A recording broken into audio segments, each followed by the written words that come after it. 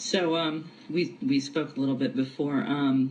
The death of Elliott Smith just happened very recently, and of course, you know, you're California and friendly with him. We're neighbors. I've known him for a long time. Since I knew him since he sort of started recording. You know, I knew him from Portland and the connection with the Dandies and all the bands up there, and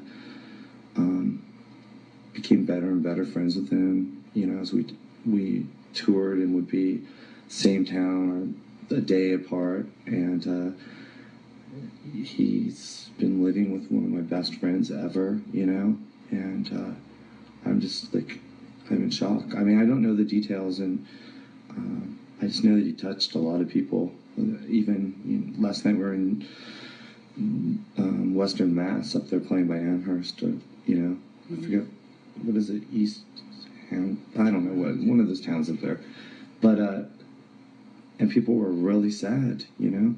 Yeah. And I don't know what to think. I just feel, I was raised to sort of believe that life is for the living, you know? And certainly his music's gonna live on, but I feel for my friend, his significant other, you know. I just can't imagine finding somebody that you love that much, like that. Mm-hmm.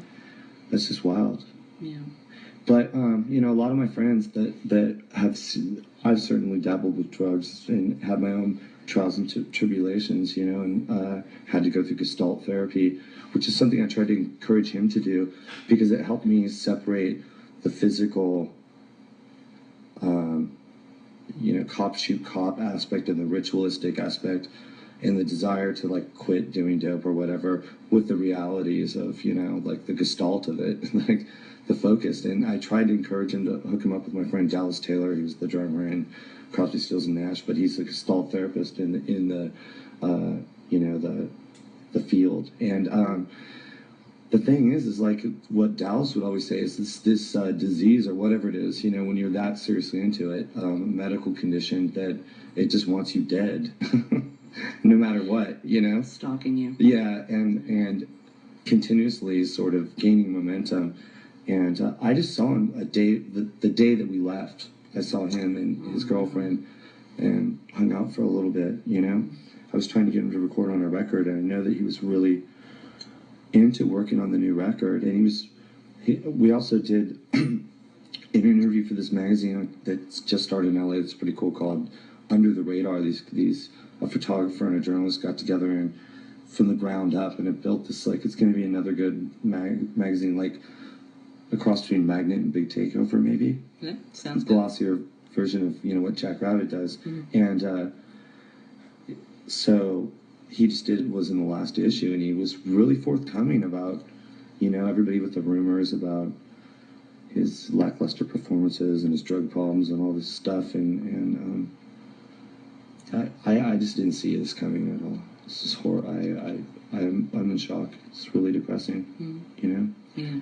I guess just for selfish reasons. The thing is there's not like going to be another person immediately that's going to come along. There's people that affect people like emo people, like Bright Eyes or something, that, you know, young people in great numbers relate to the same way as has effect, but it's not the same thing. He has very unique talent, you know? Yeah. And it's really hard too when you have that kind of notoriety, especially when people are familiar through your records. You know, it's like so hard because what if you do show up and you're not good? I mean, it happens to me all the time. I get to read articles about how, well, those guys, you know, he was arguing with the audience, and then he played this crappy song or something, and then it was great, and then it was this, you know, and it really bugs you. You just have to remember that you're not what you do. Right. And the last note on it is like,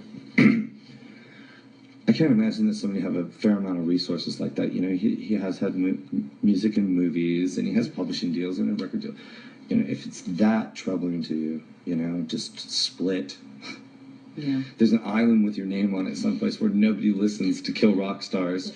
I mean, come on. I can't imagine. Yeah. I know personally, you know, the last time that I really was like an inch away from killing myself and set up the whole scenario and did all that stuff, it was like this amazing thing happened.